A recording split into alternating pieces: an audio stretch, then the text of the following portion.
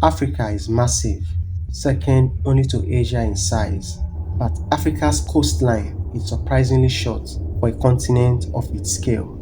The continent is 3.5 times larger than Australia, yet Australia's coastline is almost the same length as Africa's. It is 3 times the size of Europe, but Europe's coastline is longer. North America, also smaller in landmass, has a coastline that is twice as long as Africa's. What is a coastline? In simple terms, a coastline is where the land meets the ocean or sea. It's the edge of a land area that touches a large body of water. But one might ask, since every continent is surrounded by water, shouldn't coastline length be determined by the size of a continent's landmass? Shouldn't larger continents have longer coastlines and smaller ones have shorter coastlines?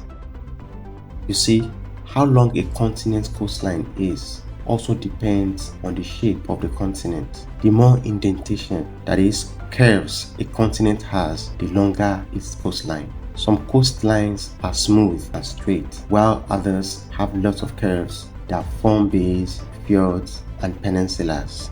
Africa's coastline is considered short relative to the continent's overall size because the continent's edges do not have enough curves.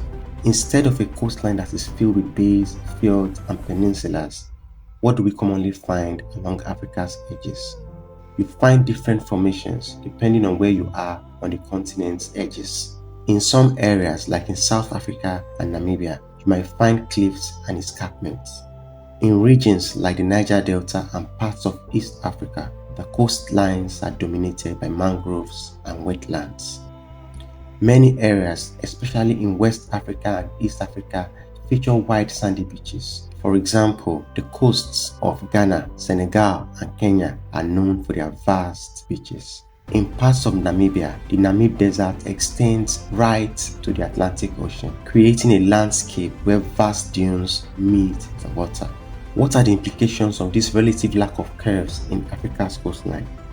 This means there are fewer places where ships would easily dock, which historically limited the development of port cities and maritime trade compared to regions like Europe.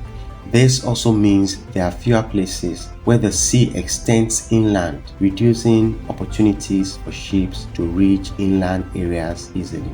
As a result, the average African is farther from the sea than the average person on any other continent.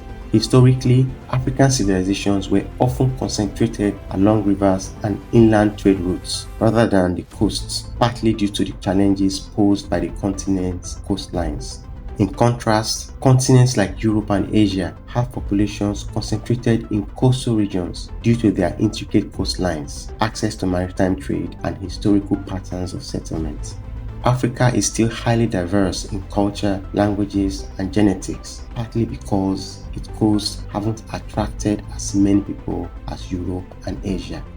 The peculiar nature of Africa's coastline has influenced the lives of people inside and outside the continent in the past. It's doing so in the present and will in the future, even as man continues to master and manipulate his environment for his benefit. Follow, subscribe, and share to continue to get facts about Africa.